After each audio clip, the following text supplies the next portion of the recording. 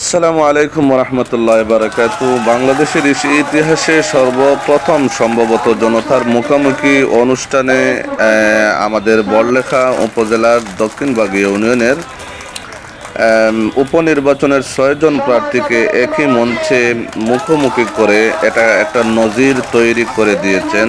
তো ভিডিওটা আমরা প্রত্যেকের বক্তব্য আমরা আপনাদের সামনে তুলে ধরার চেষ্টা করব।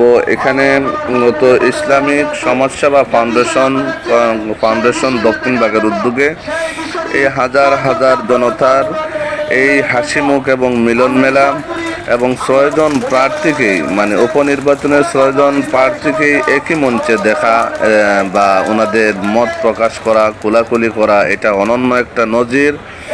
আমরা ধন্যবাদ দিচ্ছি প্রথমে ইসলামিক সমাজসেবা ও মানব কল্যাণ ফাউন্ডেশনের সভাপতি সহ যারা দায়িত্বে ছিলেন এবং তাওহিদি জনতা সহ 6 জন উপনির্বাচনের চেয়ারম্যান পদপ্রার্থী 6 জনকেই আমরা ধন্যবাদ জানাচ্ছি। আমরা প্রত্যেকের ভিডিও আপনাদের সামনে উপস্থাপন করব। তবে আপনাদেরকে বলে রাখি, এখানে জনতার মুখোমুখি অনুষ্ঠানের যে বিষয়বস্তু ছিল সেটা ছিল নির্বাচনী ইশতেহার, মানে আপনি নির্বাচনে পরবর্তী সময়ে কিভাবে আমাদের দক্ষিণবাগ ইউনিয়নটা পরিচালনা করবেন।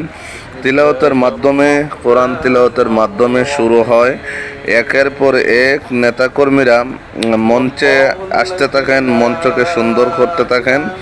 এইভাবেই 6 জন চেয়ারম্যান পদপ্রার্থীরা মঞ্চে এসে অনুষ্ঠানকে সাজিয়ে দিয়েছেন। হাজার তাওহিদি জনতা এখানে ভিড় করেছেন। প্রচণ্ড গরম ছিল, সেই গরমকে অপেক্ষা করেও এরকম একটা সুন্দর অনুষ্ঠান উপভোগ করার জন্য মানুষ সবাই চলে আসছেন।